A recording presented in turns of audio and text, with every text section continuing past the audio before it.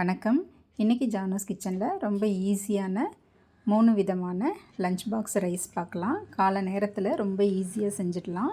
முதல்ல கத்திரிக்காய் சாதம் செய்யலாம். அதுக்காக நான் கடாயில் 2 டேபிள் ஸ்பூன் அளவுக்கு எண்ணெய் சேர்த்துருந்தேன். அதில் கொஞ்சம் கடுகு, உளுத்தம்பருப்பு, சீரகம், ஒரே ஒரு வரமிளகாய் போட்டிருக்கேன். கொஞ்சம் கருவேப்பிலை சேர்த்துருக்கேன். இது கூடவே பூண்டும் பச்சை மிளகாவும் சேர்த்துருக்கேன். பூண்டு சின்ன சின்னதாக நறுக்கி போட்டிருக்கேன். 2 பச்சை மிளகாவை கீரி போட்டிருக்கேன்.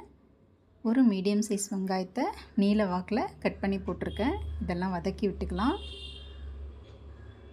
இப்போ இது கூட ஒரு மீடியம் சைஸ் தக்காளியை கட் பண்ணி போட்டிருக்கேன். அதையும் சேர்த்து 2 நிமிஷத்துக்கு நல்லா வதக்கி விட்டுக்கலாம். இந்த மாதிரி வதங்கினதுக்கப்புறம் கத்திரிக்காவை நீல வாக்கில் கட் பண்ணியிருந்தேன். ஒரு 200 கிராம் அளவுக்கு இருக்கும். கத்திரிக்காவும் சேர்த்துக்கிறேன். சேர்த்துட்டு இது கூடவே இந்த கத்திரிக்காய் சாதத்துக்கு டேஸ்ட்டுக்கு தகுந்த மாதிரி உப்பு சேர்த்துக்கிறேன். 2 சிட்டிகை மஞ்சள் தூள் சேர்த்துக்கிறேன். சேர்த்து 2 நிமிஷத்துக்கு வதக்கி விட்டுக்கிறேன். இந்த மாதிரி வதக்கினதுக்கப்புறம் இதை ஸ்டவ் நல்லா லோ ஃப்ளேம்லேயே வச்சுட்டு இதை ஒரு 4-5 நிமிஷத்துக்கு மூடி வச்சிடலாம். இப்போ ஓப்பன் பண்ணிவிட்டு இதெல்லாம் நல்லா கலந்து விட்டுக்கலாம். இப்போ இது கூட காரம் சேர்த்துக்கலாம். நான் காஷ்மீரி சில்லி பவுடர் ஒரு 1/4 டேபிள் ஸ்பூனும் சாம்பார் பொடி 1/2 டேபிள் ஸ்பூன் அளவுக்கும் சேர்த்துருக்கேன். சேர்த்து இதெல்லாம் நல்லா கலந்து விட்டுடுறேன். கலந்து விட்டுட்டு இது கூட தண்ணி ஒரு 2 டேபிள் ஸ்பூன் அளவுக்கு தான் சேர்த்துருக்கேன். நிறையா சேர்க்கலை. இந்த அளவுக்கு சேர்த்தாலே போதும். இதை நல்லா கலந்து விட்டுட்டு மூடி போட்டு நல்ல லோ ஃப்ளேம்லேயே ஒரு 5 நிமிஷம் அப்படியே வேகட்டும் விட்டுடலாம். இப்போ 5 நிமிஷம் கழித்து ஓப்பன் பண்ணிவிட்டு கத்திரிக்காயெலாம் நல்லா வெந்துருச்சு.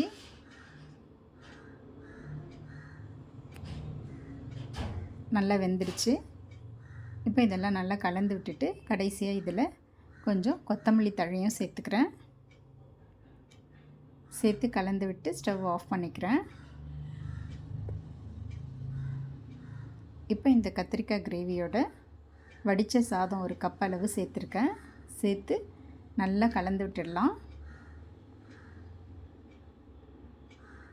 அவ்வளோதாங்க, ஒரு ஈஸியான கத்திரிக்காய் சாதம் ரெடி ஆகிடுச்சு. இதுக்கு சைட் டிஷ் எதுவும் வேண்டாம், அப்படியே சாப்பிட்லாம். அடுத்ததாக லெமன் ரைஸ் செய்யலாம். எலுமிச்சை சாதம். நான் இரும்பு கடாயில் கொஞ்சமாக எண்ணெய் சேர்த்துருக்கேன். எண்ணெய் காஞ்சதும் அதில் கொஞ்சம் கடுகு வெடிக்கட்டும். கொஞ்சம் உளுத்தம்பருப்பு சேர்த்துருக்கேன். கடலைப்பருப்பு சேர்த்துருக்கேன். கூடவே 2-3 வரமிளகாவை கிள்ளி போட்டிருக்கேன். இதெல்லாம் கொஞ்சம் செவக்கட்டும். செவந்த பிறகு வேர்க்கடலை கொஞ்சமாக போட்டிருக்கேன். ஒரு 2 டேபிள் ஸ்பூன் அளவு இருக்கும் வேர்க்கடலை போட்டிருக்கேன். வறுத்த வேர்க்கடலை. இப்போ இதெல்லாம் ஒரு நிமிஷம் எண்ணெயிலே பொரிஞ்ச பிறகு இதை தனியாக ஒரு தட்டுக்கு மாற்றி எடுத்து வச்சுக்கிறேன். இப்போ அதே எண்ணெயில் கொஞ்சமாக பெருங்காயம் சேர்த்துக்கிறேன். துருவின இஞ்சி கொஞ்சமாக போட்டிருக்கேன். காரத்துக்கு பச்சை மிளகாவை பொடியாக நறுக்கி போட்டிருக்கேன். ஏற்கனவே நம்ம வரமிளகாவும் போட்டிருக்கோம். கூடவே கொஞ்சம் கருவேப்பிலையும் சேர்த்துக்கிறேன்.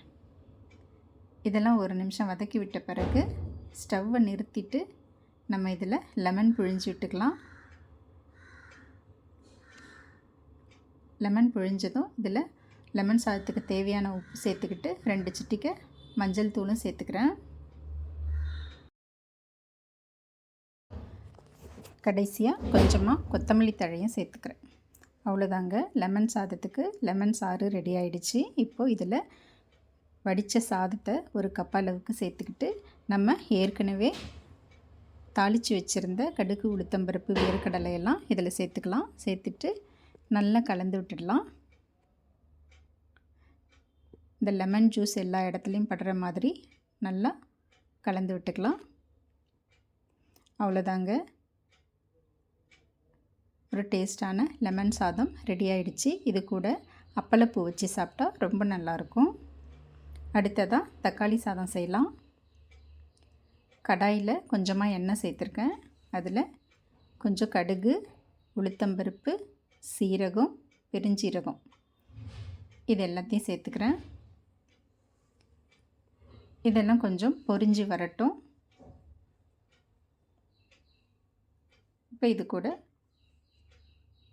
சின்ன சைஸ் வெங்காயம் ஒன்று பொடி பொடியாக நறுக்கி வச்சுருந்தேன், அதையும் சேர்த்துக்கிறேன். 2 பச்சை மிளகாய் கீரி போட்டிருக்கேன். பொடி பொடியாக நறுக்கின இஞ்சி, அதே மாதிரி பொடியாக நறுக்கின பூண்டு அதையும் சேர்த்து 2 நிமிஷத்துக்கு வதக்கி விட்டுக்கிறேன். கொஞ்சம் கருவேப்பிலையும் சேர்த்துக்கலாம். சேர்த்து ஒரு 2 நிமிஷம் வதக்கி விட்ட பிறகு இதில் தக்காளி சேர்த்துக்கலாம். 2 மீடியம் சைஸ் தக்காளி சேர்த்துருக்கேன். தக்காளி கொஞ்சம் பழமாக இருந்தால் ரொம்ப நல்லாயிருக்கும். நல்லா பழுத்து இருக்கணும்.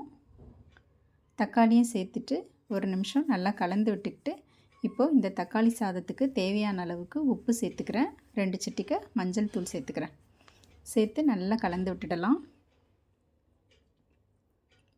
இந்த மாதிரி கலந்து விட்ட பிறகு ஸ்டவ்வை நல்லா லோ ஃப்ளேம்லேயே வச்சுட்டு இதை மூடி வச்சிடலாம். ஒரு 2-3 நிமிஷம் அப்படியே இருக்கட்டும்.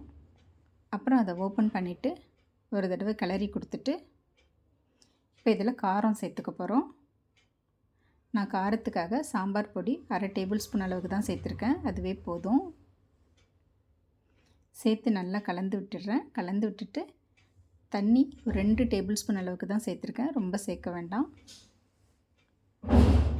2 டேபிள் ஸ்பூன் அளவு சேர்த்து நல்லா கலந்து விட்டுட்டு இதை நல்ல லோ ஃப்ளேம்லேயே வச்சு மூடி போட்டு மூடி வச்சிடலாம். லோ ஃப்ளேம்லேயே குக் ஆகட்டும்.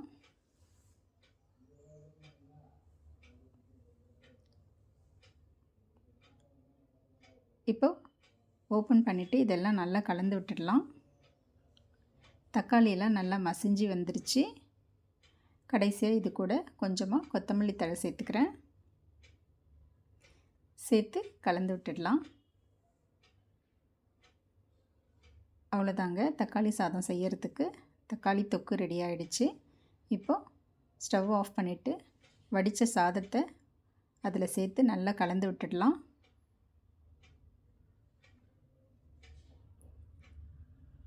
அவ்வளோதாங்க, லஞ்ச் பாக்ஸுக்கு தக்காளி சாதம் ரெடி ஆகிடுச்சு. இந்த தக்காளி சாதத்துக்கு ஒரு பாயில்டு எக்கு வச்சு சாப்பிட்டா ரொம்ப நல்லாயிருக்கும். இந்த 3 வெரைட்டி ரைஸுமே ரொம்ப ஈஸியாக சிம்பிளாக செஞ்சிடலாம். தேங்க்ஸ் ஃபார் வாட்சிங்.